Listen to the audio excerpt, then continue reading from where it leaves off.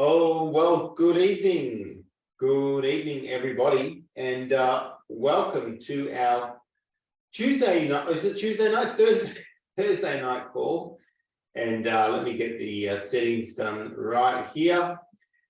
Oh, welcome, everyone. What a wild day it has been. Thanks for being here on the chat. And I'm sure you are all feeling it. The energy is wild at the moment. The agenda is intense. I don't know if you've been paying attention to what's been out there in the media today, but it's just been extraordinary how hard they're pushing the agenda. And we saw yesterday old Daniel Andrews up to his usual stuff, which was pretty funny.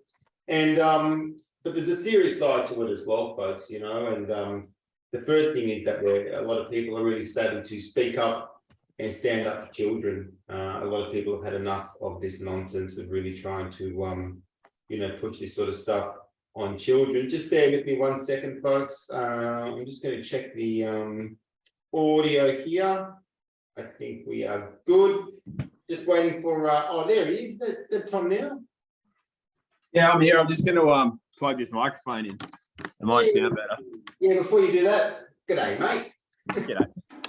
Take your time. I'll just waffle on here for a little while. But before we get started, folks, I just want to thank you all for being here on the chat.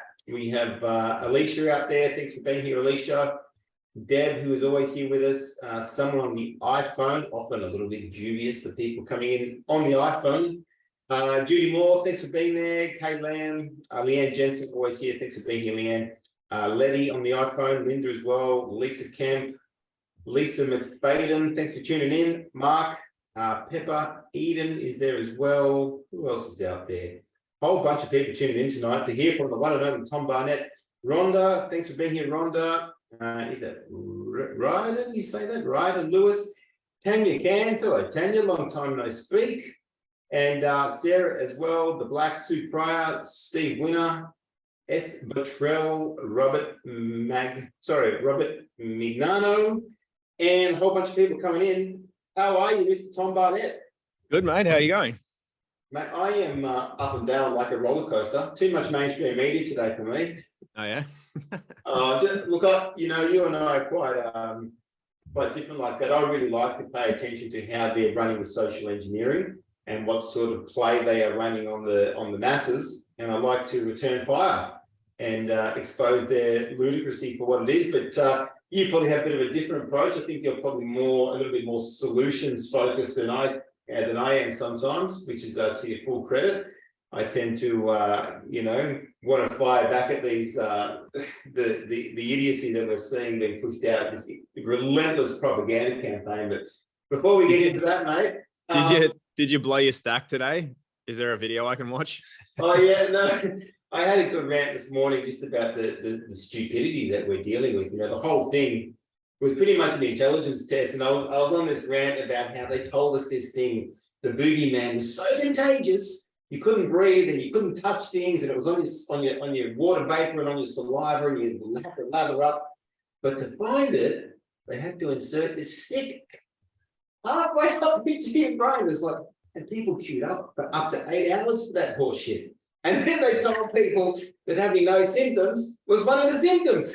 And people went for it. And just the madness of what we've had to endure. But mate, how are you? What's been happening in your day today?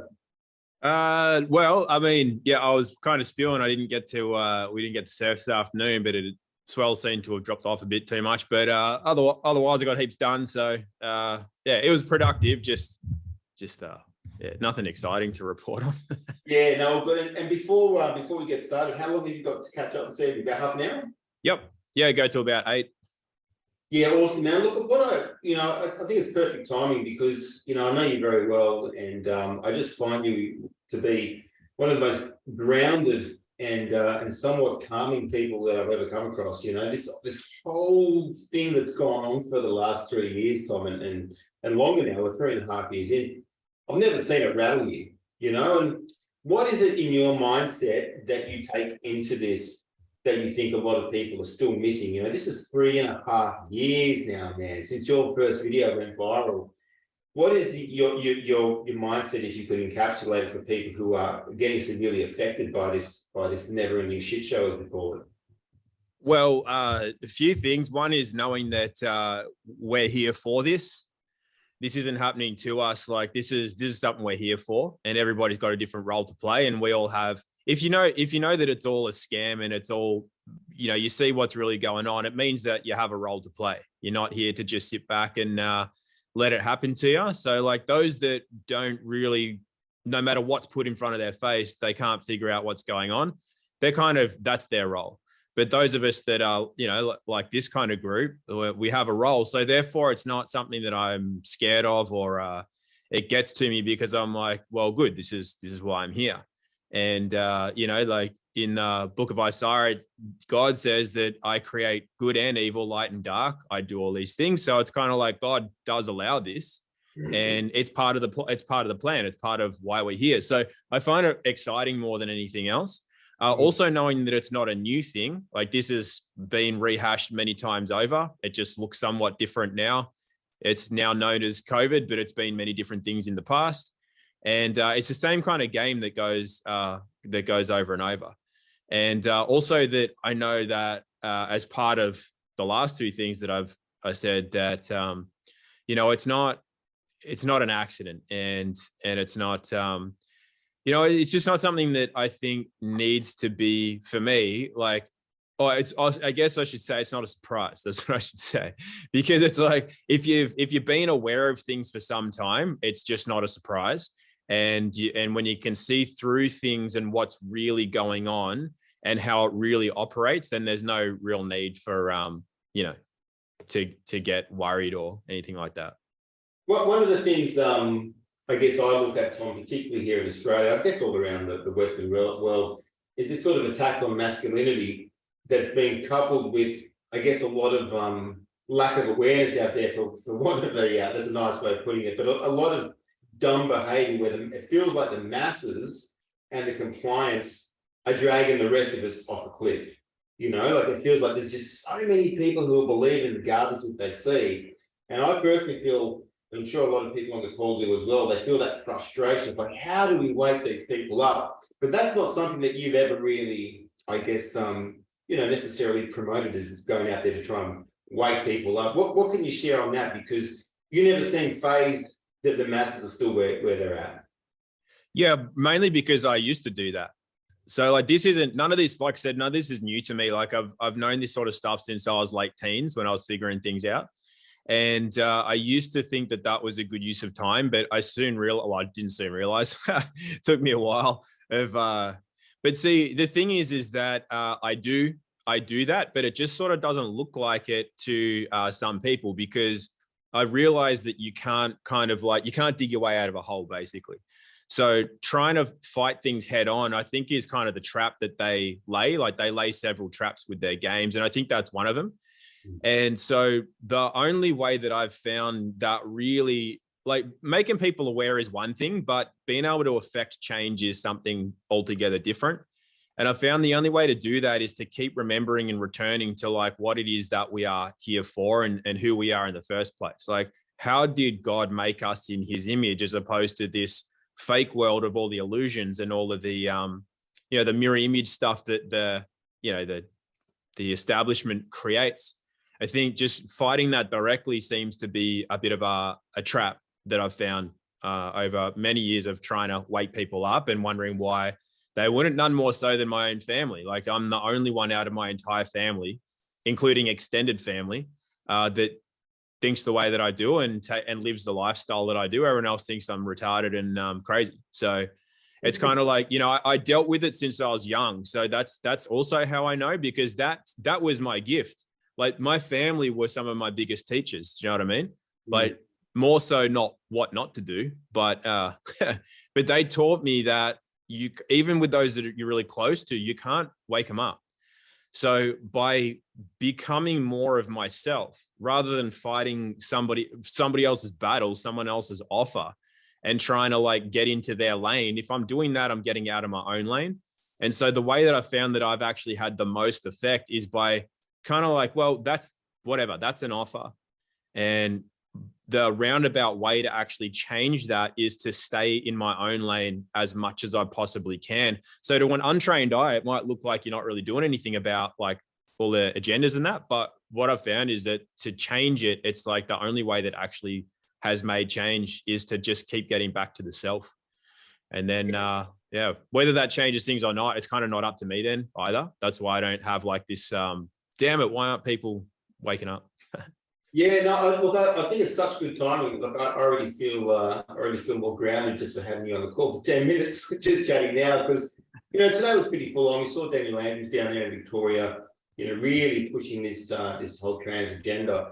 And, you know, I think, you know, I speak for myself, but I think I speak for most people that none of us ever had any problem with trans people and transvestites and queers and all sorts of stuff, doing whatever they want to do your parades, jump up and down, you know, block off the city streets, etc. But now when they started wanting to read to children, you know, and babies and toddlers and so on, and create this confusion and this indoctrination, I find that, and I think a lot of people are getting heavily triggered by that. You know, today watching what's being pushed out there's several story times booked in many parts of Australia right now at the moment, you know, different public libraries. How do you process something like that? Because, you know, a lot of people would say, oh, turning a blind eye to it allows it to perpetuate, and that's what they're counting on. How do you find, you know, how do you sort of reconcile an issue like that? Well, it's not turning a blind eye because I'm aware of what goes on just simply because, as I said, it's not new. Like none of the agendas to me are really different than they have been since forever. They're like at more of an end stage, or they're just more overt, but they're not really any different. And so this is one of the key elements too, is because a lot of people want to fight like Daniel Andrews or whatever with pushing that sort of stuff. And of course it's nonsense, but I think one of the reasons people get really upset is because they don't know what to do about it. So if you, let's say, I don't know, let's say somebody spills a bunch of like chemicals on the floor in your house, and it's going to harm you because the gases and the vapors and all that, they're harmful to your kids. So you'll freak out about it and start demanding or hoping someone will do something if you don't know what to do about it. But if you know what kind of chemical it is, what you can put on it, how to clean it up, and how to make sure your kids aren't affected, there's no reason to get angry. There's no reason to like even care that much. You just get on with what you've got to do. And I see the same thing with all this trans stuff. It's like, yeah, it's pretty fucked up. Like it's not right. But I think people get really angry when they don't actually know what to do. They fear that they're going to lose the grasp of their kids, or their kids are going to fall under some spell. But it's like, who's really in control? Is it Daniel Andrews, or is it you as the parent? And so like, I see a lot of people go to protest and protest for freedom. Meanwhile, they're just going to go and shop at Woolworths straight after. And I'm like, why are you doing that? That's not like, you're literally doing the things that you think that you're protesting against, rather than just changing from your personal decisions, because we all have the power to protect not just ourselves, but our kids and whatever. So I'm not saying that we shouldn't do something directly about it, but there's always the other side of the coin, the other half, that I think a lot of people turn a blind eye to, which is, what is it that we're creating? What are we not educating our kids on, so that our kids just don't even pay attention to that stuff and they think it's retarded? So it's kind of like there's a lot of different facets to it. I just focus more on the what can we do, as opposed to like, how do we really protect kids, as opposed to like, how do we kneecap Daniel Andrews so he doesn't do the stuff that he's doing? You know, you make such a good point, because I think if we look at the amount of attention that's been given a tiny press conference and a handful of libraries, there would have to be 10,000 libraries in this country. And it's probably happened in 3 or 4. And I think they're very clever how they use these divide and conquer strategies to get our attention and kind of harvest our energy as well. You make a really important point there, Tom. Thank you for that. I wanted to also ask you, just changing topic slightly, are you getting people now approach you, I guess post-vaccine, post-injection, or multiple injections, who have woken up, and are they coming to you for advice? Say, man, I didn't see this. I've woken up now. My eyes are open to this whole agenda. What have I done? Are you experiencing anything like that over the last several months? Yeah, actually, and some people are pretty like open about it. So it's yeah. I think so. There's some people are wanting to know what they can do about it too. They're like, oh, can I actually get this stuff out of my system? Or like, am I actually going to die in 4 years? Like people are telling me is a possibility. So I think there's a lot of things that can be done, and like just nutritionally and from even just some other procedures, you can get IV treatments that can help as well. But at the end of the day, I think if people are making amends with themselves, like they admit that they did something wrong, they have, you know, they want to repent what they've done on an energetic level. It helps to free some of that, the evil that they had consented to in the first place. So I think that's one of the biggest aspects of it. But yeah, definitely there's more and more people starting to kind of come over to the other side, so to speak, and not trying to suggest that we're, you know, evil people and all that kind of stuff, which is pretty cool. Yeah, look, I find it's a little bit like half time at the moment. You know, we've seen this whole thing just aggressively pushed out for the last 3.5 years. They've obviously not sure what to do with the injections anymore. They call it vaccine fatigue, and it's actually just people realizing that they never worked, they weren't effective. Not only were they not effective, they weren't necessary. You know, I think that's one of the hardest things for people to wrap their head around, is that all of us unvaccinated people are just fine. And they got duped into a very, very nasty and medical experiment. But from here moving forward, like, what do you see on the horizon next? Obviously, there's the whole LGBT thing, that propaganda being rammed in everyone's faces. It's been on the Coles truck. I don't know if you saw the Kentucky Fried Chicken guy. What? The guy from Kentucky Fried Chicken. It was a gender fluid guy from Kentucky Fried Chicken. Today, I don't know if you saw this. This was a classic. Adidas now have these new bikinis, right? But they've got a bloke. They've got this bloke in this one-piece women's swimsuit with his wang and a ponytail, and this guy's got this full-on big banana stuff down the front of his one-piece women's swimwear. Like, they've been going hardcore. Every single brand has obviously been, you know, or big company, I should say, is jumping on this bandwagon.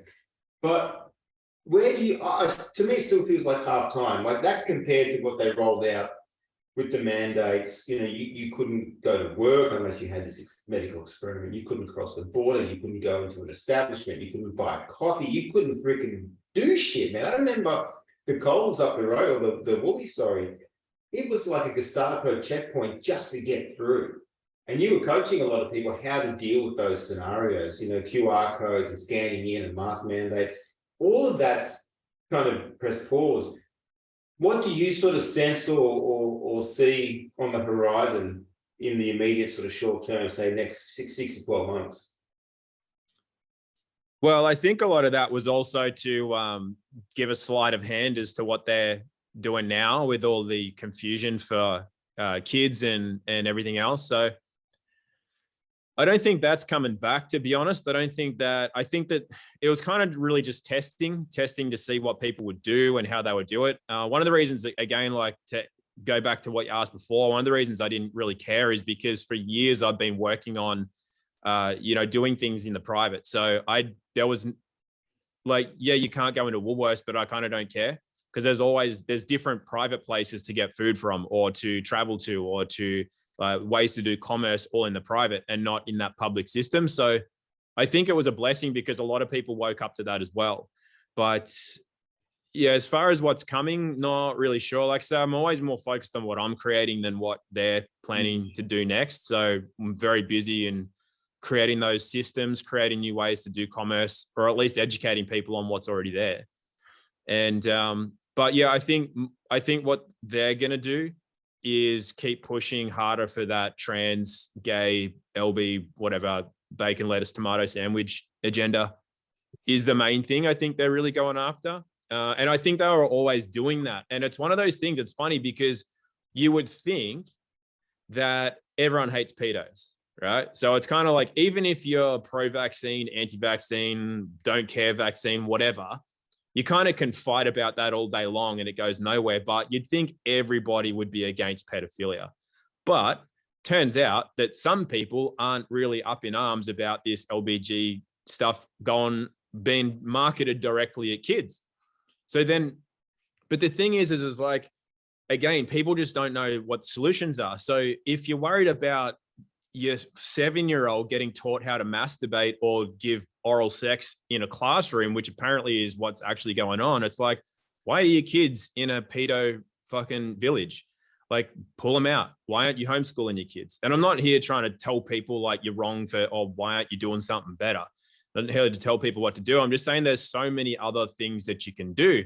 For example, you know, at the border, you could just go around the checkpoint 100 meters to the right, but a lot of people wanted to fight the checkpoint. Like, this is an affront to whatever. It's like, it's going to blow over. You know, it is just like, why are you trying to fight everything head on when you can actually just get on with your life and keep creating? So it's kind of like, for me, I just wonder why people are so invested in this public system needing to change when there's so many other ways to do things, such as homeschooling, setting up different community schooling in the private. It's just, there's so many different ways to do it. And it's almost like, it kind of renders it obsolete then. Like, they can try to teach that to kids, that's fine. They can normalize it, whatever. But it's like the old martial arts analogy thing. It's like, if there's a punch coming at you, just don't be there. You know what I mean? Like, it's just, there's so many other ways to do it. So that's one of the main things I think some people aren't seeing yet, that you don't actually have to be there. Your kids don't have to be there to experience that. Meanwhile, as we're developing ourselves to be stronger and more resilient and everything else, then if we need to actually directly protect them, then we're doing that, because we're in that remembering of who we are. Yeah, really well said, Tom. I can see a lot of people were really appreciating what you're saying here. I know you're going to have, I wish we had you for longer, because we'll have to do this again soon. We still got 15 minutes. Yeah, I've got it at 8 minutes to 8. Yeah, but I've just got to be else. If I literally leave straight from here, we can do 15 minutes more, because I can, yeah, epic. Okay, game on. What I also, you just got me thinking there about that attitude and that frame of mind. And we've seen a lot of this, I guess, people who think they're living in the solution, and they arm themselves with a little bit of knowledge, and then they obviously they've been labeled as sovereign citizens, and they want to go out and clash and have this sort of combative attitude. And we've seen it go pretty poorly a few times. We've seen some smashed windows. We've seen some people screaming obscenities, and we've seen the cops get incredibly infuriated as well. For those people out there who are learning a bit of knowledge, learning more about their lawful rights, learning more about the private and commerce and equity and so on, what's some of your advice as to sort of, I guess, the mindset that you're encouraging people to practice? Well, it's like again, it's like fighting or martial arts. It's like you can't go using it after 2 lessons or 2 months, sometimes even 2 years of learning something. So I just encourage people to learn it still, like obviously get it embodied before you really try to go out, but do it in ways that they're not highly consequential. For example, learn how to use your communication with counsel or with cops when it's just nothing's really going down. Like, rather than try to do it when you're at the height of lockdowns and stuff. Now's a good time to learn it and just get used to speaking to police officers, figure out how the communication works, figure out some of your lawful rights, and just kind of like ease your way into it. Don't expect to win an interaction with a cop who's been in the business for 20 years and you've just learned that there's an act that says that you don't have to wear a mask or something like that. Like, it's probably not going to go that well. And as far as, I mean, that's the main thing. It's just like, I just see a lot of people just try to jump in as if it's going to work, quote unquote, for them, but they just don't know who they are yet. So no matter what they say, the cop's just going to like get the better of them. And to what you said about sovereign citizens is actually pretty important, because after that, I think it was a false flag in Queensland where some cops were shot, apparently, allegedly, and whatever else. And that, I think, was something to really take note of, because especially if you're in Queensland, if you get labeled a sovereign citizen, you're pretty much a terrorist or like an enemy of the state. And you don't really know what they'll do as a result. Like, were they setting it up so that they can actually brutalize anyone who's a quote unquote sovereign citizen now? Because apparently sovereign citizens killed cops. You know what I mean? Like, why did they, if that was a setup, why did they set up? It just doesn't seem like it's in people's best interest to be labeled like that, which means being very intelligent about how you communicate with police, when you would stand your ground and why, under what circumstances, not just seeing them as the enemy and trying to like school them on some act that you just learned, or tell them that you're above the law or something like that. So you just, like I said, I'm not discouraging people from learning and implementing these things, because like I've had heaps of interactions even in the last year with cops that have just gone really well, and it doesn't have to go bad. It's just, if you're not sure yet of the subtleties of it, it can go pretty badly. Yeah, no doubt. And Tom, what about, like, I think a lot of people have quite a bit of fear around a few things, right? One would be the financial system changing into a digital system. The other thing is we're seeing, I guess, a genuine attack on Australia's sovereignty, and we could talk a long time about how far back that goes. But I guess we're looking at this real globalist push as well. This WEF, the tentacles of the World Economic Forum encroaching into Australian policy, and also the World Health Organization looking to have further control. These sorts of things, Tom, it looks like from the outside looking in, or from an overview, that it's this sort of move toward a global government, and that Australia's obviously, agreed to that on some level. Does this sort of stuff phase you? How do you process this sort of thing? Or is, once again, that something that you just keep focusing on what you're doing? Yeah, well, it's almost like I see it as a good thing, because it just makes me focus more on what I'm doing, because without that being such an affront and so prevalent, as in it's right there, here and now, there's not really the same impetus to need to get these other systems going and to educate people on the other way, because realistically, people want to be free. But while it appears like, everything's really free out there, well, you're not really free, because it's just more subtle. Like, that's always been there. The way that they're doing things has always been there. It's just more overt now, and they're trying to just, squeeze it a little harder, but it's not new.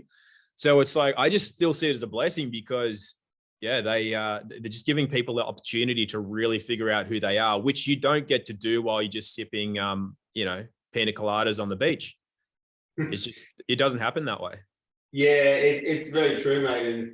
And, I think, and I've said this many times, this whole last 3-year period has been probably one of the most intense phases of personal growth for all of us. There is a method to the madness going on here. There is a plan unfolding, and I just think there's a very strong, though, innate kind of human desire to sort of predict what's next. How do I prepare for what's next? But you're not really saying that. You're really saying we I guess the best way to predict the future is to go out and create it. Yeah, absolutely. Because I'm just not into waiting to see what someone or whatever is going to do. Like, it's just, all the tools are there. It just takes the willingness to do it. And again, it's like, if that's what people do, and it's not a bad thing. Like, people want to go out and protest and do all these things because they don't actually know what to do instead. So it's fine, but you just wouldn't want to do that if you actually had some solutions and something that you just know how to do it. Like I said, like, if there's a spill, if you don't know what to do, you're up in arms about it. But if you know what to do, you just do it. You don't really care about the other things that are going on as well. But as well as that, it doesn't mean non-action where it's appropriate. So what the big lesson is, I think, anyway, I'm not trying to tell anyone what the truth is, but I think that the biggest lesson is learning to discern right action, which means that, some people try to tell you that there's no place for violence. I wholeheartedly believe there's a definite place for violence and uprising and all that sort of stuff. But it's like, when is it? Like, are you falling for illusions of what to fight and how and when? Because there's definitely the place for it, and the willingness to actually engage fully in, let's call it violence, let's say it was a protective thing, that actually usually prevents the need for it to happen. But you mentioned the attack on masculinity before, Dave.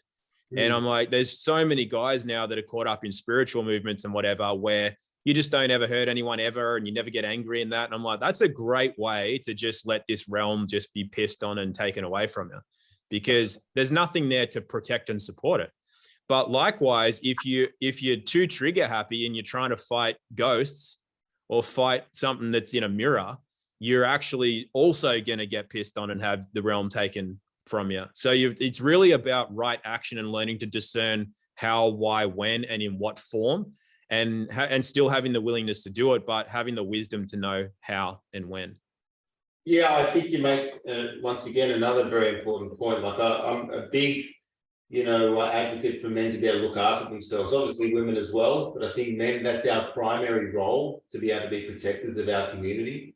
We saw in the floods, both of us were able to assist because we take good care of ourselves. We're fit, we're able-bodied. I look at a lot of other guys that I know in their 40s and even 30s and so on. They're not capable. They're not fit. They've let themselves go. And part of that is also being able to defend yourself. I box on a daily basis. I know you're doing a lot of, BJJs, jiu-jitsu as well on a regular basis too. And, you're one of the most calm and relaxed people I know, but I know you're very capable of defending yourself. And there's a saying, better to be a warrior in the garden than a gardener. What's the saying again? Sorry. Yeah, better to be a warrior in the garden than a gardener in the war. Yeah.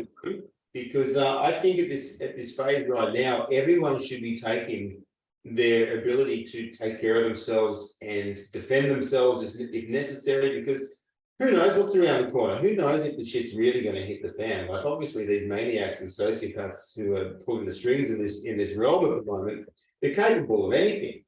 And I think it's incredibly important to be taking that aspect of our lives very seriously, but also have the emotional intelligence not to be so easily triggered.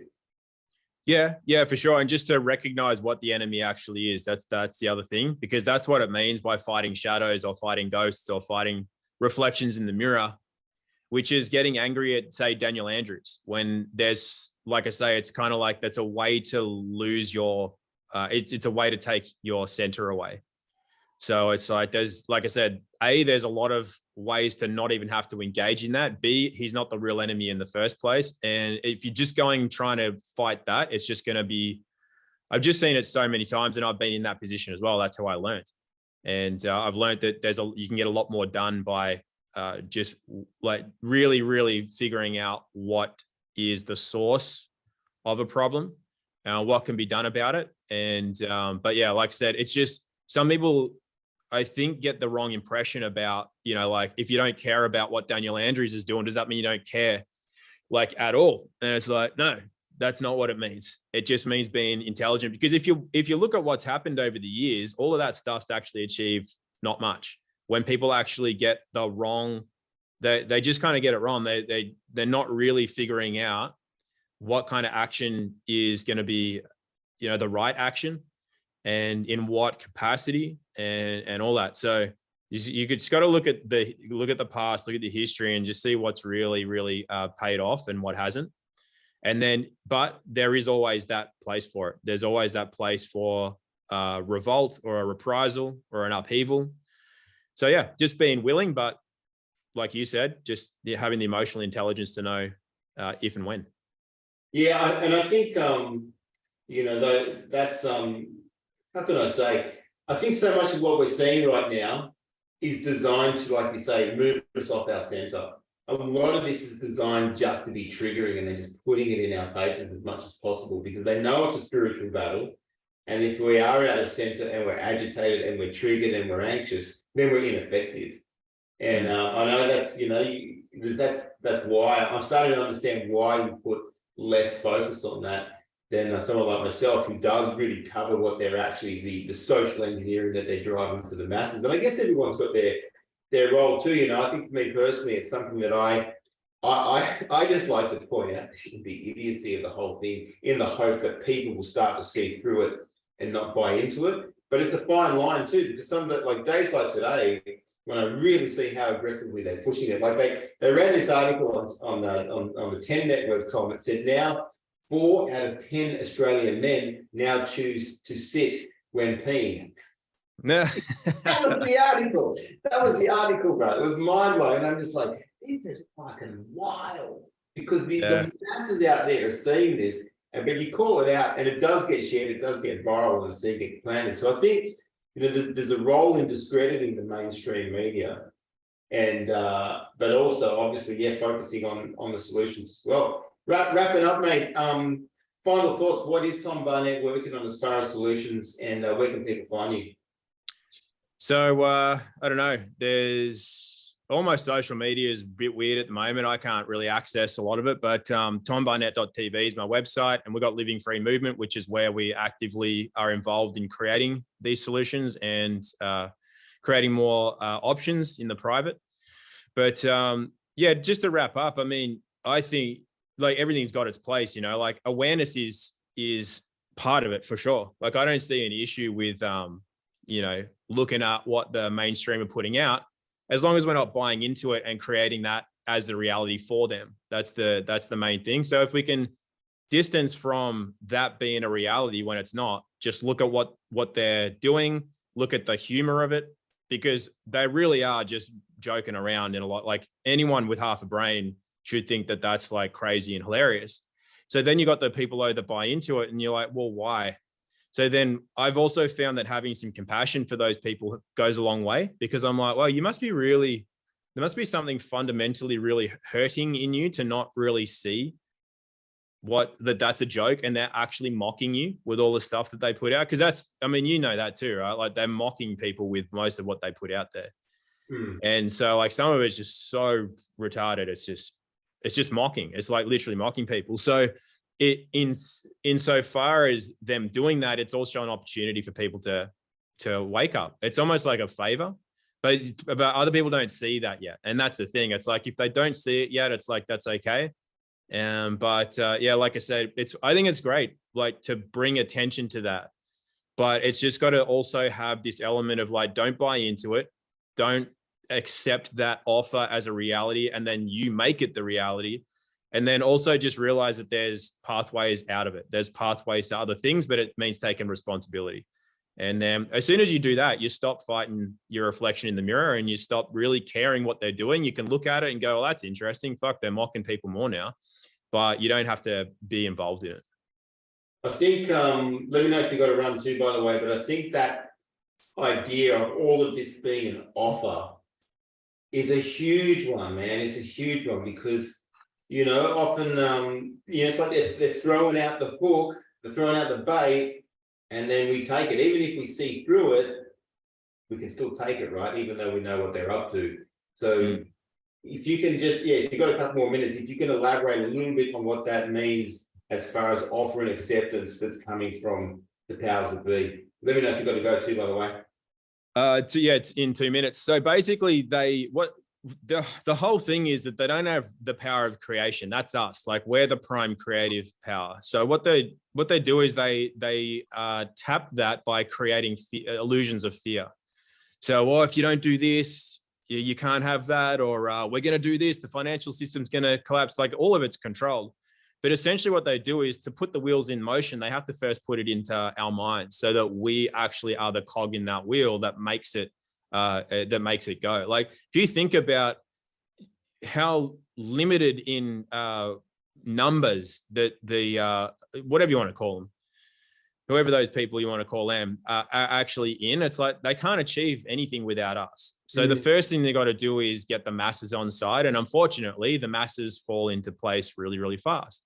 So that's why we do have a place in, you know, highlighting the mockery and giving people like a different way of looking at things. But that's also for them, that's an offer. They don't have to take it, as you've probably seen. A lot of them are just like, what do you mean? What do you mean there's no virus? What do you mean masks are like, I'm wearing a mask, you should wear one too. And it's like, well, that's just how they are. They're not gonna change that like immediately. So what it means though is that what it's following is this course of natural law, which is essentially an offer is put out. And then depending on where somebody's state of knowing themselves and their connection to the divine that put them here, they'll either buy into that and fall under it, like under the authority of something else, or they'll realize what it is and then not accept it, or reauthor, or renegotiate, or just create their own. And then as people do that, that's how like you can't explain it to somebody until they've experienced it. But you can literally be in the same town, same place, same everything. And what's happening to other people is not happening to you. but that's based on your inner standing. And that means like, how close to God are you? That's pretty much what it means. Like in the broad sense, what the natural law is, that's what it means. And as an extension of that, then you're getting into the legalities or the laws or the whatever else, which is it's just a way back to yourself, all of that. Man, I wish we could chat longer, Tom. Thank you so much for coming on tonight. And on behalf of everyone, just want to thank you, man. Thank you for your time. Thank you for your insights. Thank you for constantly being I guess a real example of standing strong and staying grounded throughout this never-ending shit show. Any final comments? No, just I mean, it's just keep, you got to find the joy as well. Like one of the things that I really appreciate about being friends with you is that when we get together, it's like we're aware of some stuff, but we have a great time. And I think that always helps to change not just ourselves so that we're better towards other people in the world, but it just goes to, just having some joy in life is super important, because the world's going to be the world. And if you let it affect you and bring you down, well, now you're in that bad weather all the time. You always have the choice to express joy and to experience joy, no matter what the world out there is trying to make you feel. Well said, mate. Love your work. Thanks on behalf of everyone. And thanks to everyone who tuned in tonight. Been a great call. We will do it all again Tuesday night. Tom Barnett, legend. Love you, mate. Look forward to seeing you soon. Thanks, Davo. See ya. Thanks, guys. See you soon. Bye for now.